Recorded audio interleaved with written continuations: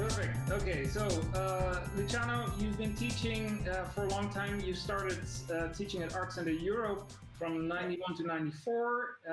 You went to IA, what was that again? The Institute of I was teaching first in Art Center Europe on the weekends basis, every Saturday. Yeah. So I was traveling from Torino. I was in Fiat at that time by car, get to La Tour de Paix in Switzerland, and come back in the evening or the Sunday morning. Oh, you're commuting, wow. Yeah, commuting, yes. Then you were head of transportation design in 94 in Turin at the Institute of Design, yes. The transportation design department happened with me. I was the first chair and teacher with a small group of teachers that were basically also colleagues and friends, all coming from international design school. You started at Renault in 2000, you said, yes. And were part of the design team that did the Twizy, if I'm pronouncing that correct. Yeah, before in Fiat, I was responsible and designer for the Fiat 600, small car that you will see a little picture afterward, done in Poland a long time ago. Now it looks like it's really a long time ago. And then when I moved to Renault, I participated to lots of projects, but the most significant one are the Twizy, one of the most recent one that went into production as design manager, and then also the Kangoo 2, not the one that just came out today, but the one before. You also have a blog, lucianobove.com. You started that in 2006. In 2012, you started your YouTube channel, which is now very popular. And in 2014, you officially dubbed everything Car Design Tips, and that is now a well-known resource on the internet, on Instagram, YouTube, and also teaching some courses on the platform that I created a couple of years ago. Yes. And that was the first time we connected. I love what you're doing. You have a very distinct style of sketching that I value very much. And that is also the topic that we just talked about today. These students are from Eindhoven Industrial Design at the Technical University. Not all of them, by the way, are from the Industrial Design department. There are some who are taking different studies, but they have taken this course, which is part of the Industrial Design program. Cool. This week, the topic is style. So what we are really super interested in is to hear you talk about the relevance of having a personal style, maybe how you have developed your own style, how you have developed that. And I think you want to start with a little bit of a slideshow lecture. Yeah, I prepared for them so that it would be easier for me to introduce what I would like to tell you today in this sharing of mutual knowledge, hoping that with the visual it's a little bit more clear. First of all, let me tell you, I went through all your work, okay? It's normal that at the beginning, all of you are doing basically the same things, you are learning the same things, and therefore it's okay to have a sort of a same style, because this is the school thing that it's normal for everybody, because you have a teacher that they have their own style and they're teaching what they know to you. And therefore you absorb because it's the beginning. But then what happens and what you should think of is that you have to move from this, between quotes, massive style, which makes everybody more or less the same, to elevate yourself, each one of you, to elevate yourself to something that should be more personalized. They should say and tell a lot more about yourself. At the same time, when you are ready to prepare your portfolio, all that thing will come out with your portfolio, your project, your design style, your sketching style, the way you master your skills. When all those things go together, then you have your own style. And that's very important. Why is it important? Because on the other side of the school where there are companies, what do? We receive a lot of portfolios. Many. But which one are the ones that really struck our attention, that really grab our attention? Are those in which we recognize a style, specific style. No ordinary designers or good students, but someone that made that extra step. So how do we do that? We start from school. And when we are in school, we learn a lot about perspective. So the first thing I would like to let you know, be obsessed with perspective. Be demanding, because competition is extremely important. It's a sort of a key to success. And I know that in Europe, it's not so, in some European countries, it's not so hot, the word competition, especially in school.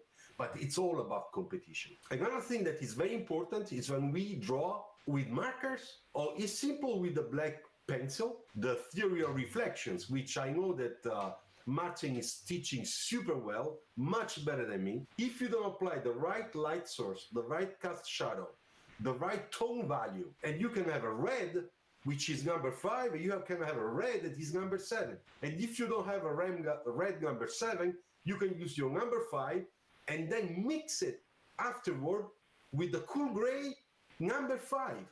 Because that will make that number 5 red much darker. Renderings, whatever you do, modeling, it's exercising. So when we get all this together, then we go and we use the markers, we use the perspective, we use the cast shadow, the light source, and all that stuff to make a quick sketch or a nice sketch, okay, in color or black and white, that gives a clear idea of what is in your mind.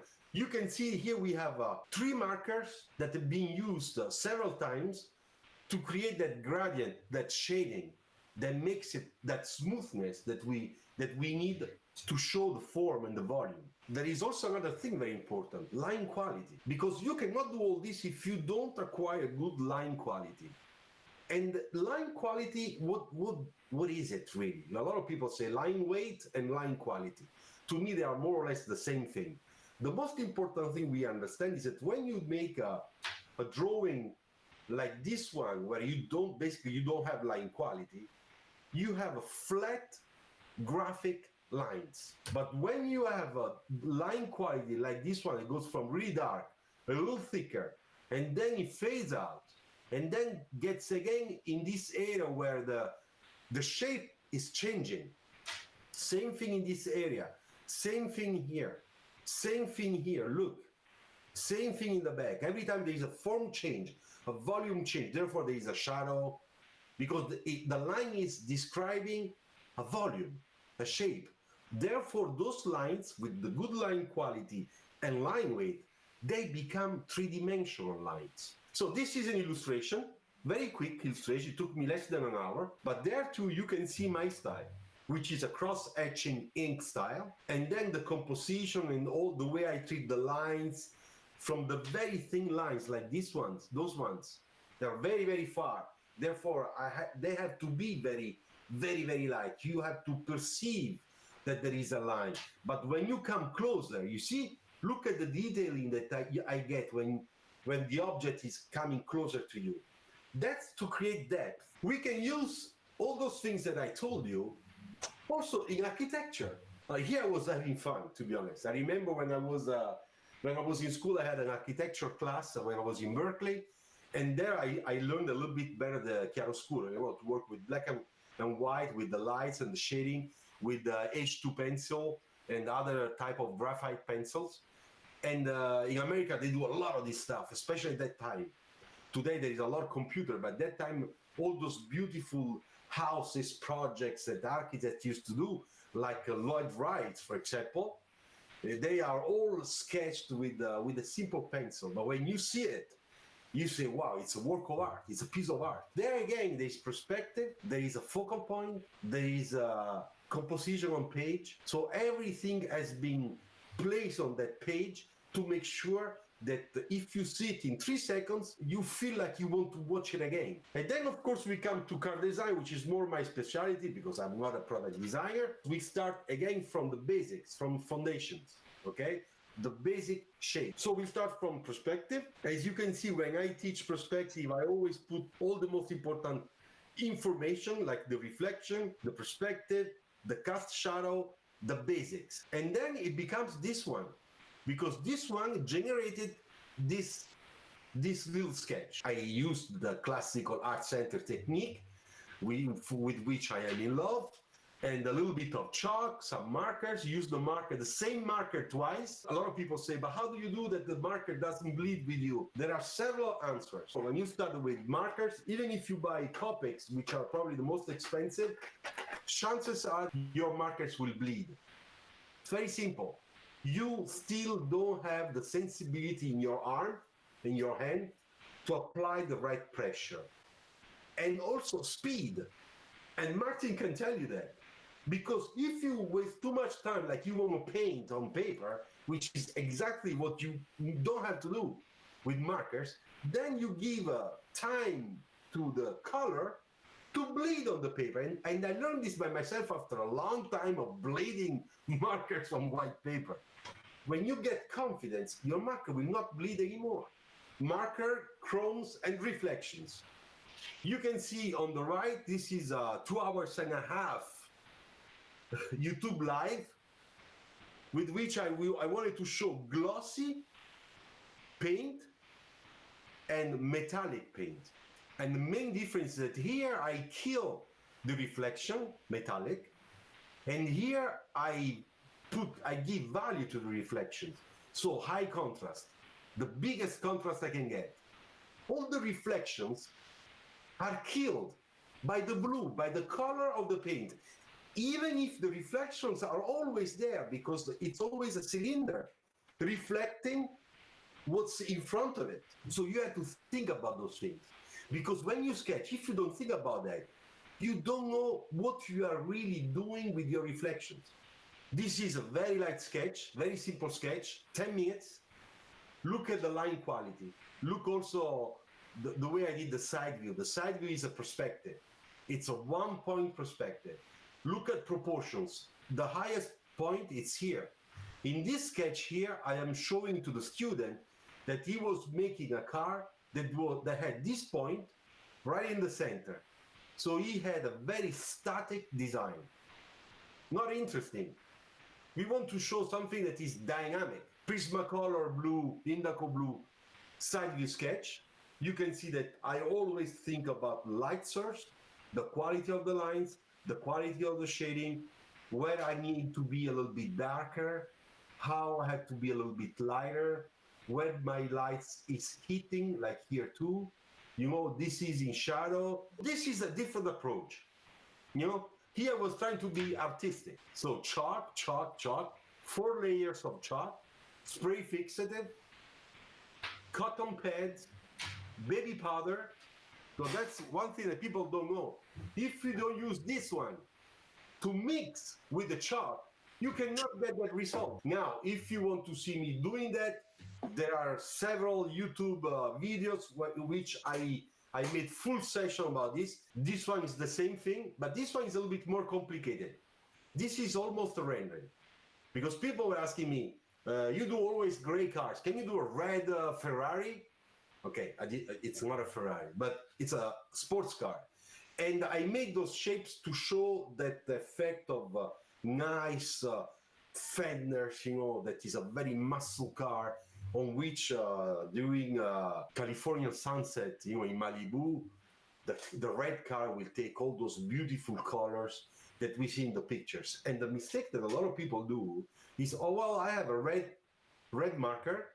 I use 2 red markers, a little bit of wash. I use the red chalk, and I'm done. And that's wrong. That's not a red car. Because the reality is that the nature is done of 4 other colors. And they all get into that red. And they alterate that red.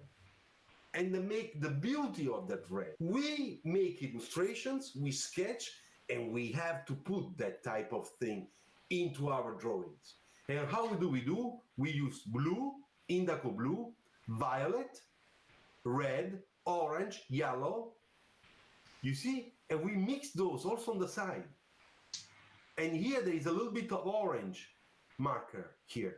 Underneath, before I put the red, because there is an alteration of that color. From the top to the end, to the bottom one, it's different. Also, my shadow has some red in there, you see? That's why it took a little bit more time, because you had to mix 5 colors. And with the black car, it's the same thing. It's not just black. The black car, it's violet, indigo blue, black, a little bit of creamy yellow, and a little bit of magenta or very light cold green if you want to add the cold light. very, very light. So there are 5 colors to make the black heart. And this is only markers. There was a photo in front of my eyes on the screen, but I did not trace any photo. And this is another good thing I do, and I think you should do. Don't trace the beginning. Try, or at least you can trace, but you should try to get also the visual reference ability. You have something in front of you, you have a clean paper in front of you, you watch and you guess the right perspective just like in the picture. Until details, the proportion. It's an incredible exercise. And you cannot imagine how many things you learn from that. Because when you trace, it's mechanical. You have everything done for you. You just need to trace. When you don't trace and you have a reference in front of you, you are studying the reference. You are studying the section. You are studying proportions. You are studying the light, the color change, the chromes, the highlights, everything. And you learn from that. This was fantastic, Luciano. So many insights, so many great examples, so many things that I would have questions about. Just want mention a couple of things that stood out for me that are probably different than in product design and different than in the classes that I teach, and that's why it's so nice to see you, to see your examples and hear you talk about that. I think what I mainly see in all of your sketches, and that is part of your style, is that you add a component to the sketches that I struggle with, that I find difficult, and that component is emotion. Yeah. I think from all the sketches that you have shown, even if it's ballpoint sketches or all the way to the chalk and render ones, you add emotion, and you talk about color like it's a recipe, like you're a chef dealing with all these ingredients, a little bit of magenta, and I think that is it's super interesting, and that is what makes your style your style. So very, very interesting, very exciting. I'm gonna open the floor for my students to ask some questions. I would have a question. Yes, Anton, I'm listening to you. Thank you first of all for your presentation. It was very, very insightful. I enjoy cars a lot, so I enjoyed it. Yeah, you mentioned about oil painting. I was wondering, would you recommend, or how important do you see these kind of other supporting techniques like painting with oil or watercolors?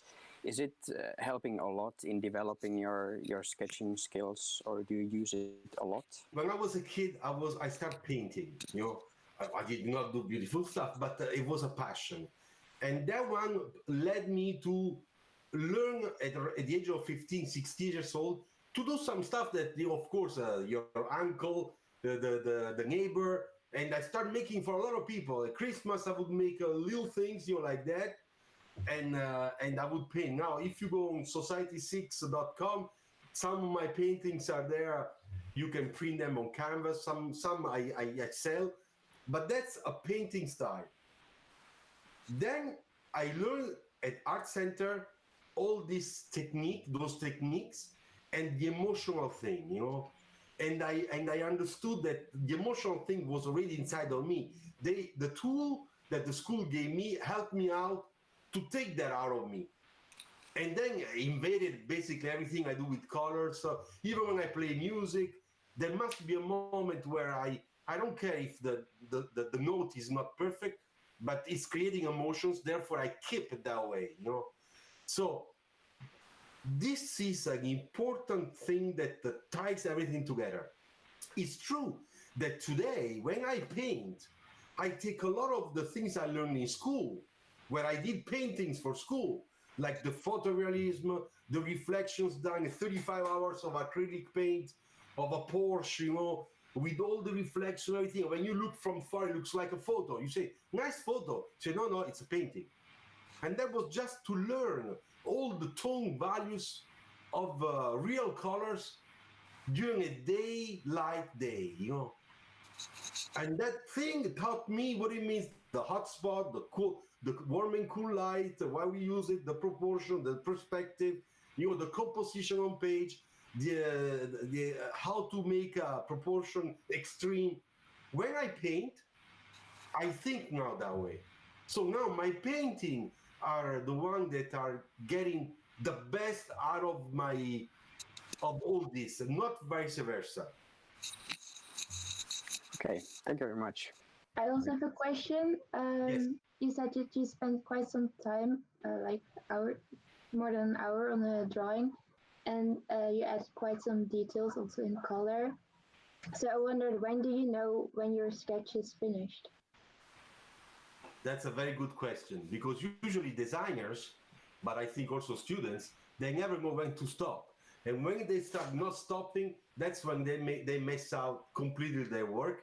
So how do you know? Well, when you're young, you probably don't, unless you have such a high talent that you are sort of a Leonardo da Vinci of the new generation, say, I know, I stop now. You know, that's very hard. I learned with the time. For example, the big mistake a lot of people do, they put highlights all over. Because everybody loves highlights. But so they start putting, and then when you look at the drawing, there are some birds, they were flying over, they stopped, and they kept going, you know. Because when you put too much, it's not anymore highlights, it's dirt. So I teach always the highlights is only on the focal point. Why do we have a focal point? Because we want the eye to go there first. Because we drive the viewer, not the opposite. And we drive the viewer on our design with how we sketch and we cover. So if in the center I have all the best part of my sketch, then it fades out a little bit in details on the sides.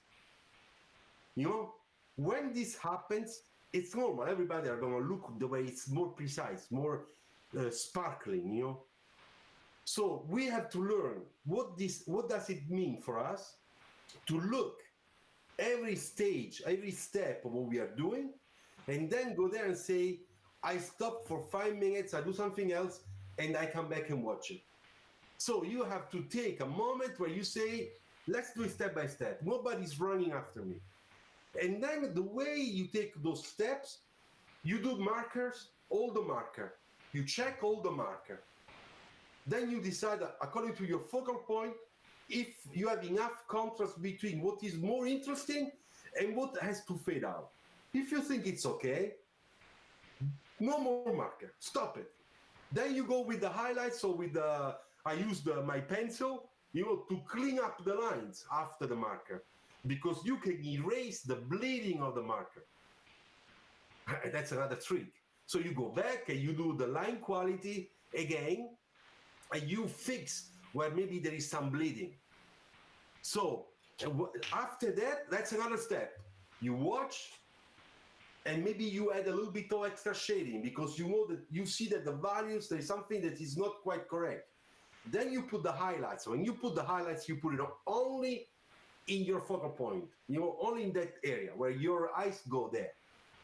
So once you finished, you know that you don't have to put the highlights on the left and on the right. So then you wait 1 hour, 2 hours, then go back and you watch it. And then you ask yourself whether it's finished or you still need a little bit of extra or something. That's how I do. Learn when it's the time to decide, because then you become a problem for the team. And that's it's a part of professionalism, you know, to learn and to accept that there is a moment where you say, stop, you know. What I teach my students is that they, at least for practice, need to separate their activities into two mindsets. And I call them the exploratory mindset on the one hand and the communicative mindset on the other. And in practicality, that means that I tell them to use one single medium, like a pencil, a blue pencil, for example, to explore, to develop ideas, shapes, and play with them and iterate.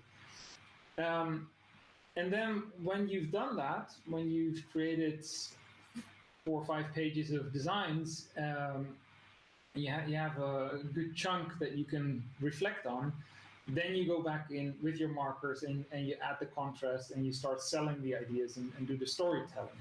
Now, how is that for you? Do you also separate two activities, or is it more one? Does it come more natural? I do the same thing. It ties in with the question from Luna. How do you know when to stop? It's also how do you know when to switch from the exploratory mindset to that communicative mindset? When I was teaching at Art Center and then in the other Italian schools, and also now my online courses, I do the same. At the beginning, it's foundation. So we are not thinking about focal point and markers and highlights. Of course not. We're focusing on the object, the perspective, the line weight. So the quality of your lines, because people generally, they scratch the paper with the pencil. They break the pencil. No, they must have pencils that are very sharp, and they try not to break that point. That means that they have to learn about the pressure, about how you move your arm, and not your vert, which is the worst thing you can do. You know. And then when you do that, with me, it's about 3 weeks where they just do that, because I want to make sure that they understand that part that for me is the first important step to say, I take a pencil and more or less I can make a perspective of something I have in my head, even if I cannot really do it correctly, but I got the A, B, and C. After that, I introduce marker for the shadow. After that, I introduce the gray marker for the body, and therefore reflection. And there I explain the solids, the lights, the shadow in a very simple way to say, when you put your stroke here, do you know why you do it? Now you know. Therefore, you can change the section of your car. So you change the section, you change the reflection. And I show that with sections and stuff. So when they have this after a month and a half, then I push them to do all together. Sometimes it's only ideation. So do whatever you want. If you feel like only pencil, only pencil. If you want to combine pencil and a black marker, like I did yesterday for 2 hours and a half with Simone from Napoli, on my online course, we only did really very simple stuff. I don't have the example with me.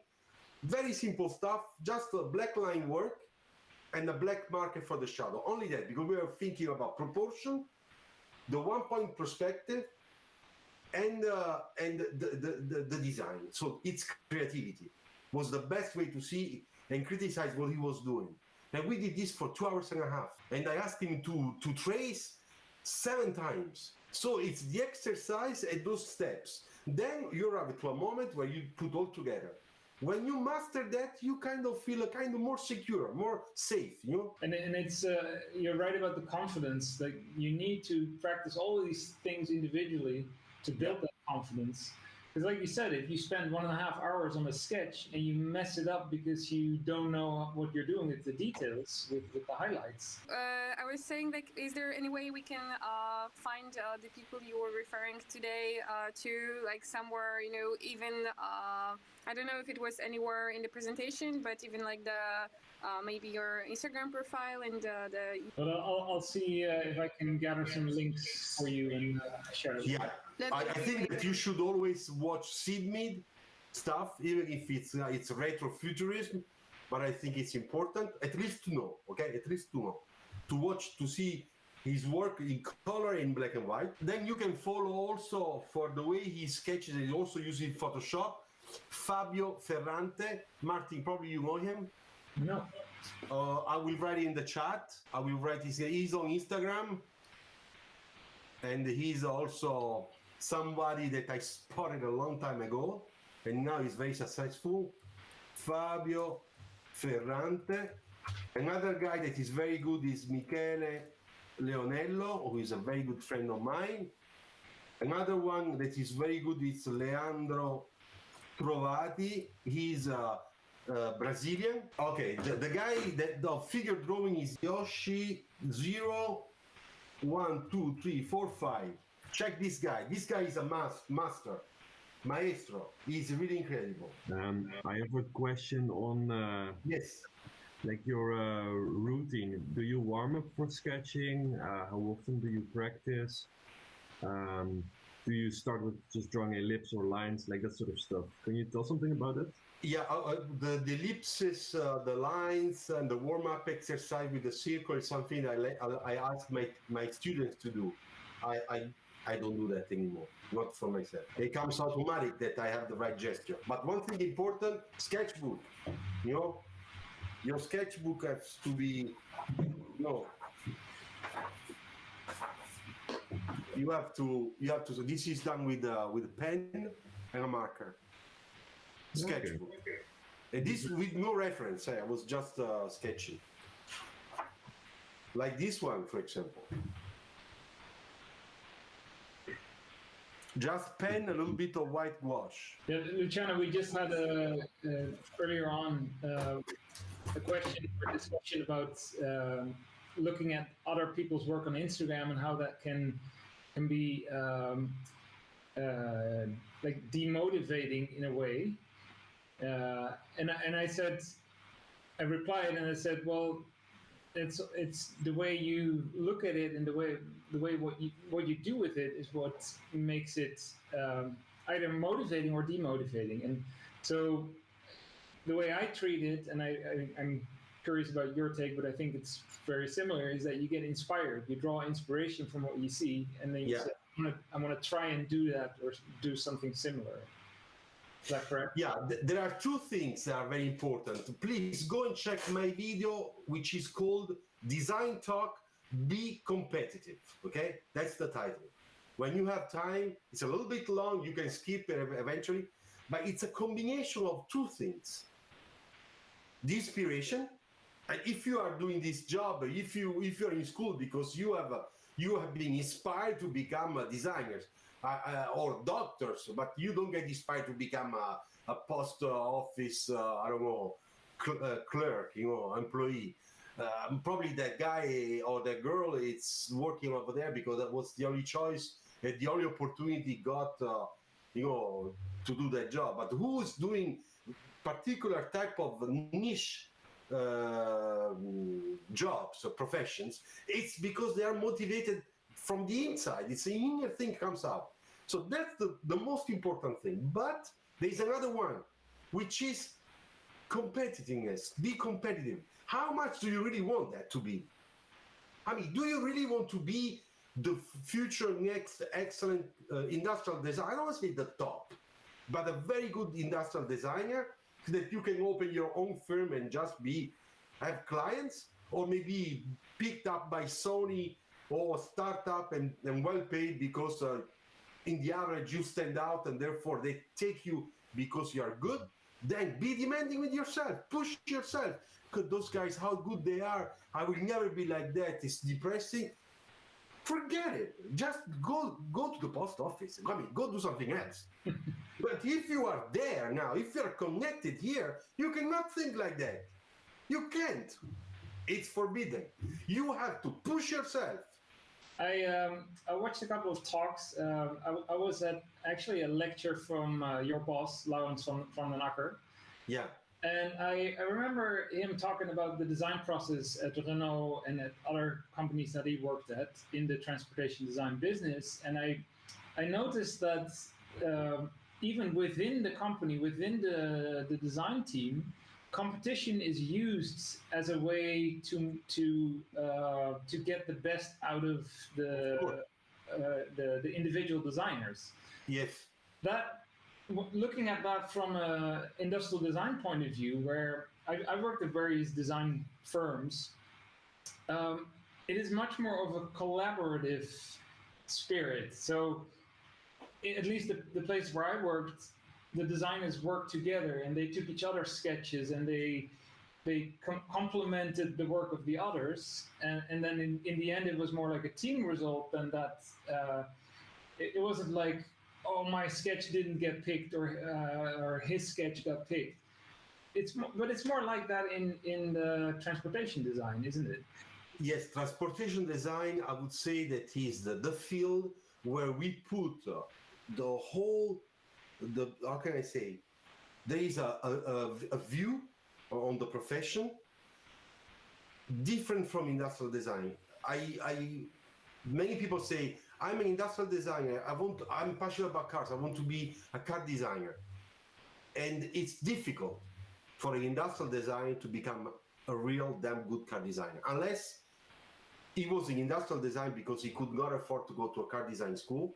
It was very expensive, or because he discovered when he was there, like for example, Darren Cades, that did the Industrial Design Art Center, and he became, for 15 years, one of the best car designers in interior.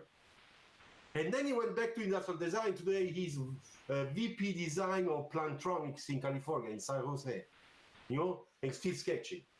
He's a great artist, but this guy is such a talent. And he had the cars in his DNA. He's so versatile. And we are the opposite. We had to break the rules. We had to break the rules. And in my opinion, you should break the rules too. We have to break the rules because it's only breaking the rules that engineering, researching, and all that stuff, innovation, can move on. The iPhone with Steve Jobs stuff, great man. But the key element of Apple is that they broke the rules. And look, all over the world is copying them. How many are able to break the rules the way they did? Today, nobody yet. Yeah, I guess there's pros and cons to say for both the approaches. I mean, for one, I always enjoyed the teamwork, the trust that you get from teammates, and then stepping over your ego and saying, okay, I see what you have done, and I'm going to incorporate some of that in my sketches, and together we're going to create something that is better than the sum of two, right? No, I understand that, but I don't want to be misunderstood. Maybe I explain myself not well enough. I am somebody at work until today, and I touch wood and iron, very much respected because of the way I interact with people. For me, teamwork is number one. I work with teams. I am the one that has to federate teams' position so that everybody are into a win-win negotiation. And I am the referee in between. So I understand that. And that's very sane. I said in my video, don't forget that your classmate, it's your friend, not your enemy. My colleague is my friend, it's not my enemy. But being demanding with yourself means that for yourself, you don't want to be sloppy. For yourself, you want to be like ready to help the others. I don't want to say like a leader all the time, because that case would be too much, but take that initiative. Don't stay there just waiting that somebody knocks at your door, because if you do like that, half of the day you will be doing probably nothing. No, it's more the demanding onto yourself, the competing, yes. Not against others. But No. For yourself, to push yourself, to elevate yourself. But one thing for sure is that somebody has to tell you that probably you don't know yet. But you might be one of those that will stand out of the crowd. Now, how much willing are you to take that chance, that challenge? Look at yourself in the mirror, give yourself an answer. Am I gonna dance or not? Come on, let's go and dance. Okay, may I ask one more question? Anton, go ahead. I was wondering, when you start a new design project, what kind of constraints do you set yourself in the beginning? Let's say in cars, for example, do you set the specs for wheelbase or rear or front overhangs or things like this? And what is the most crucial dimension or proportion that defines a car for you? When we start a project, we have two phases. The first step is ideation. It's really free. No constraints at all, zero. Then we get the briefing, also the technical briefing that will give us the technical platform, the wheels, the front overhang, the ergonomics, everything. And we have to put the dress. But it's not that simple, because we will never accept that, because the proportion will be wrong, because there are engineers that did it. And they will replicate always the same scenario, because it's a safe bet for them. So we have to push them to change. And how do we do it? We sketch on top of those constraints, hard points, And we show that if you take the wheel, you move it 5 millimeters in the back, the rear wheel maybe 5 centimeters in the back. You put that front overhang a little bit longer in the front and shorter in the back. And you check with the crash test rule that it's okay. And you make a front beam rounded, in curvature and not straight. You can have a front end that is much more interesting and stuff like that, according to the sketches. Then starts the classical process where designers get pissed at engineers and engineers get pissed to the artists. But the thing is that nobody wants to admit it, but it's the combination of this teamwork that makes possible the born of a nice supercar, of a nice car, of a nice even city car. I mean, the Twizy. How do you think we did this? Funny, I worked in Chicago for a while at a design firm, Sundberg Farrar, and there were the designers and the engineers, and I was working with 2 engineers. This is a real traditional design company, and they were so completely different. Like one, I was always fighting with. He had an opinion about design, and so he was always asking me, why do you want the surface like that? I think it looks better like this. And I'm like, well, I created design because I think it looks better like that. And it was always a fight. And I agree, you have to develop the skills to win that fight, to defend your design, which is a skill in itself. But there was another engineer who was completely the opposite, and he would create the CAD model based on my sketches, and then he would call me and say, "Can you check if it feels right?" Good approach. Yeah, and then I would say, I think it should be more, and I tried to express what I thought. And then he gave me a pen, and he said, "Draw the curve on my screen." And I literally had to draw the curve on his screen, and he would then model the curves based on what I'd drawn on his screen. So there's 2 extreme ends of. All right, well, it's been almost 2 hours, so thank you very much, Luciano. My pleasure. It was our pleasure to have you here, and yeah, I think it was super nice to hear you talk about style and see your examples and the discussion at the end. Thank you very much. Have a good day. Be strong, be good, and be very creative. Okay, don't forget that. Thank you so much. Yeah, thanks a lot.